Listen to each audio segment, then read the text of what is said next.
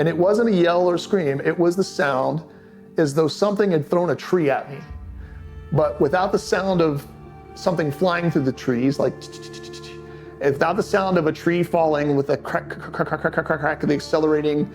This was the sound of like if you had a tree trunk that you couldn't even get your arms around and maybe 6 to 8 feet long, just slammed at full speed into the ground. It was boom! And I caught on my GoPro, you can see my buddy's eyes get big. I was close enough where you could actually see his eyes look up. He's giving me signs like tree falling, and I get up to him and I'm like, I don't know that was a tree that fell.